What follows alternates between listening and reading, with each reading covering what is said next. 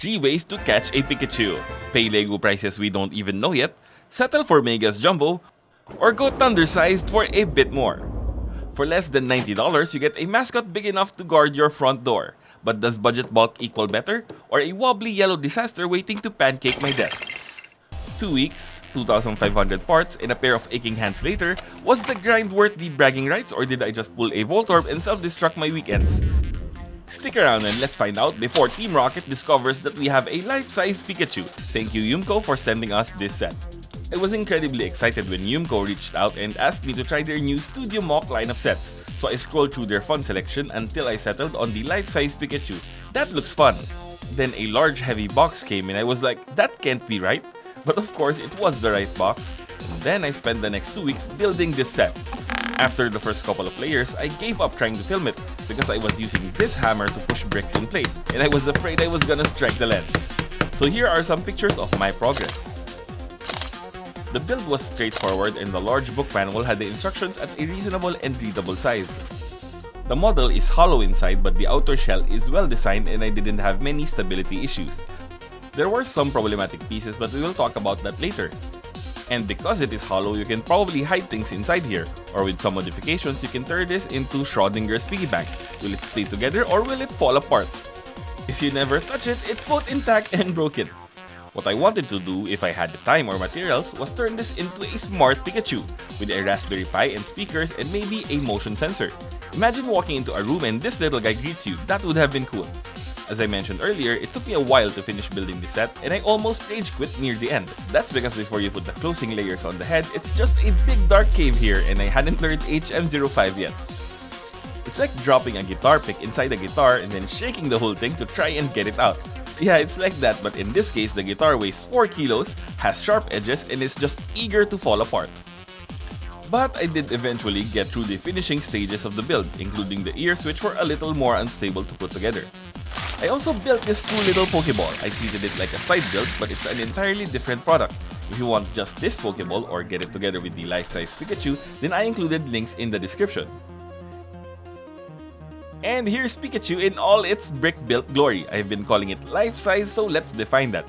According to the official Pokédex, Pikachu stands at 1 foot 4 inches or 40 centimeters and weighs 13.2 pounds or roughly 6 kilograms. Our model actually tops 40 centimeters but comes in lighter than 6 kilograms. Still hefty, just not canon heavy. For scale, look at the minifigure beside it. Next to this towering yellow kaiju, the poor fig looks like city smash fodder.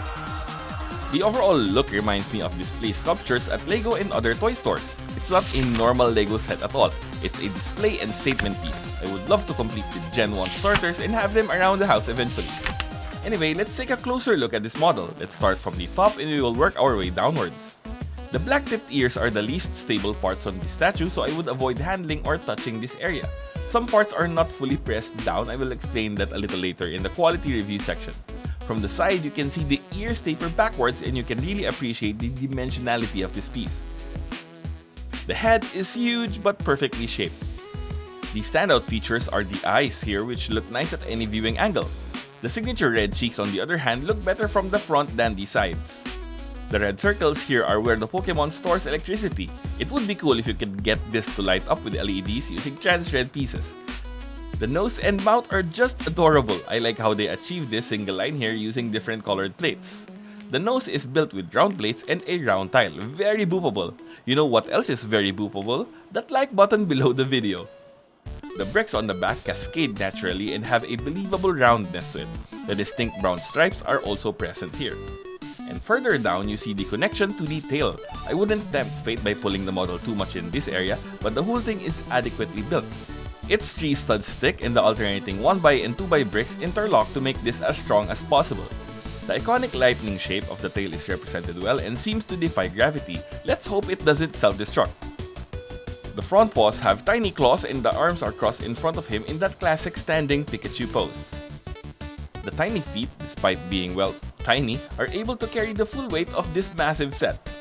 There are no articulation points in this set and certainly no play features. This is strictly a look but don't touch display. Let's also take a closer look at the Pokeball. And like our main build, this is also built hollow, which is a good choice because that means this is super light and easy to throw, not that you would actually throw it. I like that it's brick built and not just two large plastic dome pieces in red and white.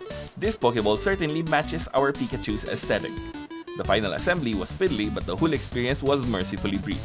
It came with a black stand, which is a great showcase for this Pokeball because you can angle it slightly upward and it looks great. And before we get to the scores, I just wanted to show you our latest merch designs. My favorite in this drop is this Snow Phantom shirt. Get your own using the links in the description. If you have suggestions on which mech or vehicle you want to see next, then comment down below. Accessibility. This is a little hard to score because you should know exactly what you are getting into when you buy a statue-style set of this size. Honestly, the worst part was organizing all the parts because there are no numbered bags here. I repeat, for anyone considering this set, there are no bag numbers, no part 1, part 2, part 3 of the build. You will need most bags open right away. What worked for me was using these Tupperware style food containers to contain all the bricks. I separated them by size and color, and that made the build a little more manageable. And another piece of advice, if you are thinking of building this amazing set or any of the other models, do yourself a favor and get one of these small hammers. I use these for persuading 3D prints, but they work great here.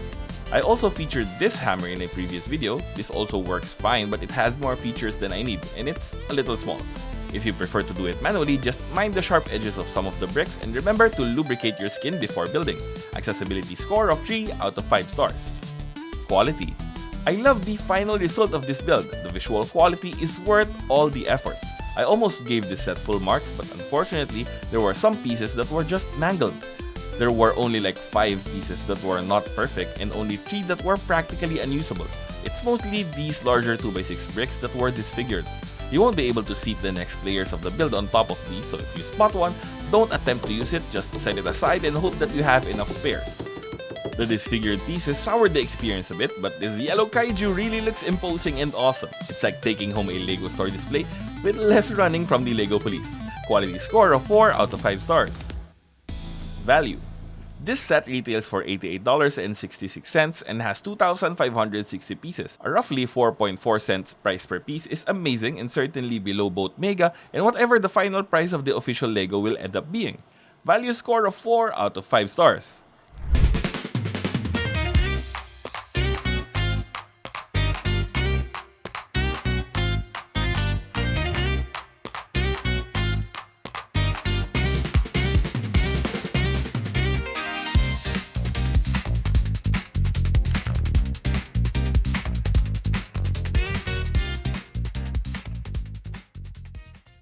And if you like this build, why don't you check out our other mock reviews?